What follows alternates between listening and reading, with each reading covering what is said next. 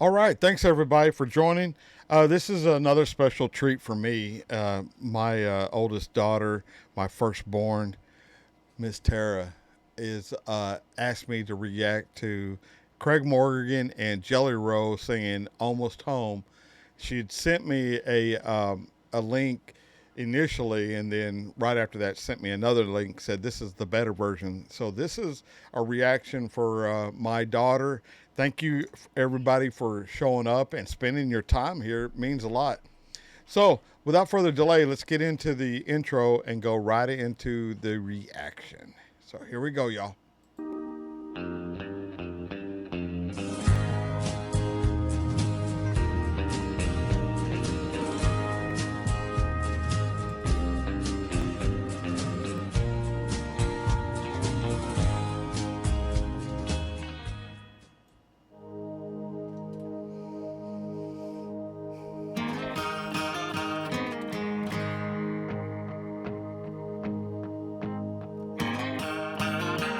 He had plastic bags wrapped around his shoes. He was covered with the evening news. Had a pair of old wool socks on his hands.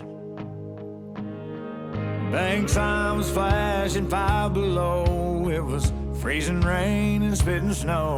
He was curled up behind some garbage cans.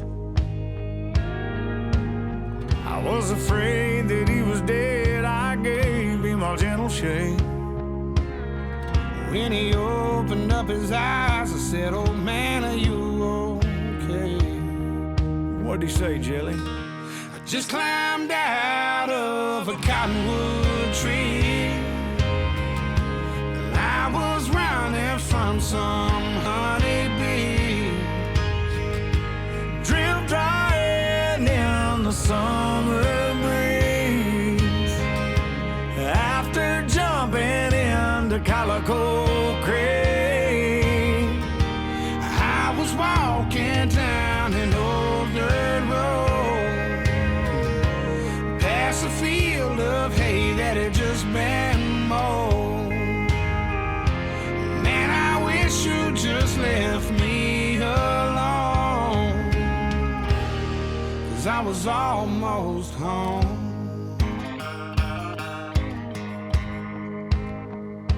All right, man. So, I've heard Craig Morgan before.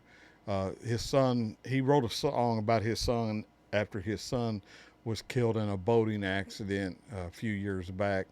Jelly Roll, I think I've heard him sing "Save Me." I think was the name of that song, but I didn't know he did anything with Craig Morgan, and or maybe, yeah, I don't know how that worked out, but so it sounds like they're just a guy, just an old homeless guy sleeping by some trash cans, and he was all bundled up because it was snowing.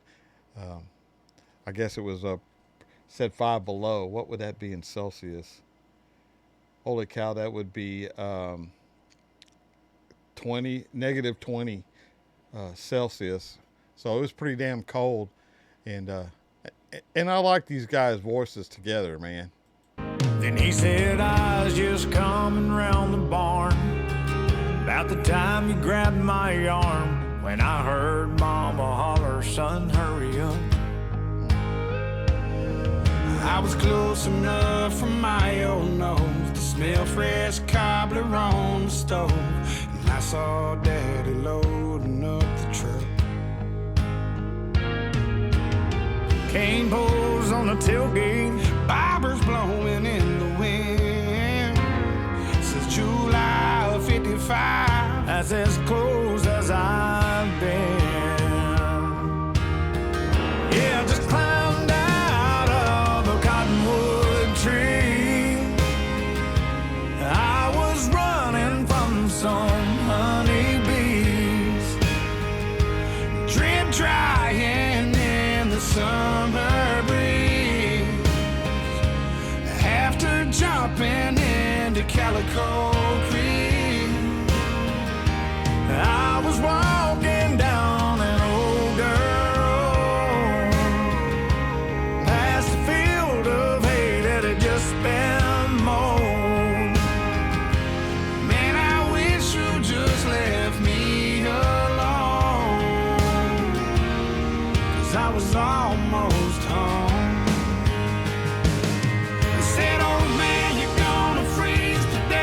let me drive you to the mission. He said, boy, if you left me alone, right now I'd be fishing. I just climbed out of a cottonwood tree. I was running from some honeybees, drip drying in the summer breeze.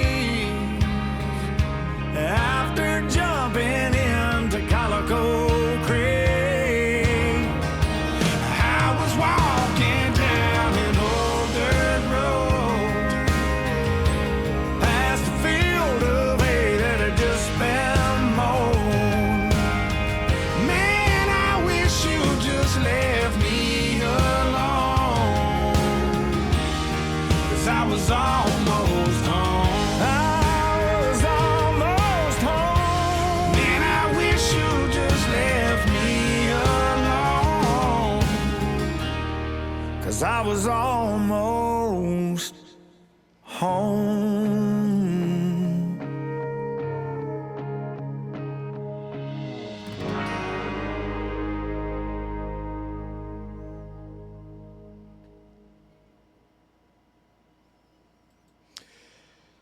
Yeah, that's pretty intense. I guess. I mean, what does he mean by he was almost home? I guess he was almost willing himself to die, or either that, or he'd been out, homeless for so many years, and well, I know what it was. He says since '55, that's as close as I've been. So, for all those years, he hadn't even been home. He'd been out in the world somewhere, and he was in his dreams while he was sleeping. He was dreaming of that's what I get. Dreaming of being back home again. So you know, so my grandma, and we lived with them. Every once in a while we would live with them for a year. When my dad would go overseas, then my dad would have to go to Vietnam. When he would do that, my mom and us three kids would go back to southeastern Oklahoma and my mom took care of my grandma and grandpa. It was just like a big family there. Plus, it was, my parents didn't have to pay house payment or rent, whatever the case may be. So for that year while my dad was gone, us kids would spend that time, along with my mom, with my grandparents. My grandmother would get up every morning before it was light, and she would cook a big breakfast. I mean, biscuits. If you ever had any of my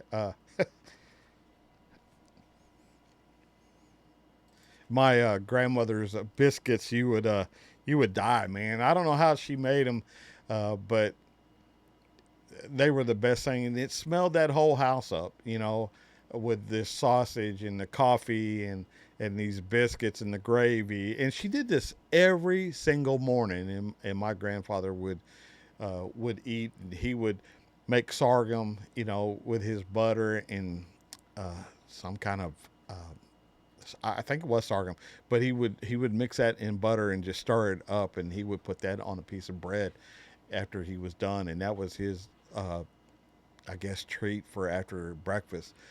But every once in a while, I will make sausage. Of course, I make it outside, man. I don't make it inside. I have a skillet that plugs in, but I plug it in on the patio because sausage will smell up the whole house. It'll be there forever. But when I'm reheating it in the morning for my breakfast, for my little sandwich, that smell reminds me of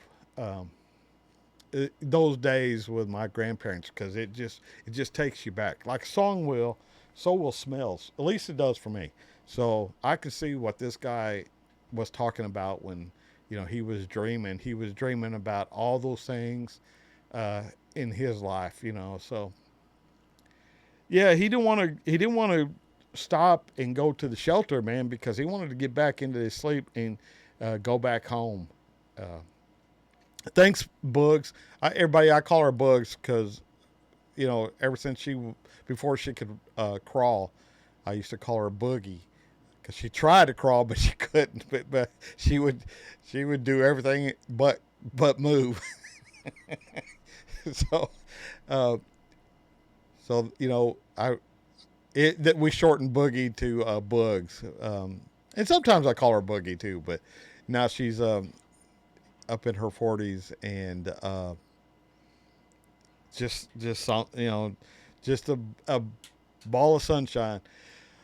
All right, y'all. Thanks for showing up. If you made it this far, appreciate it. Consider hitting the like button, subscribe button. Y'all know what I'm talking about. And I got a new outro. Maybe y'all like it, but we'll see. So I'll see y'all on the next one.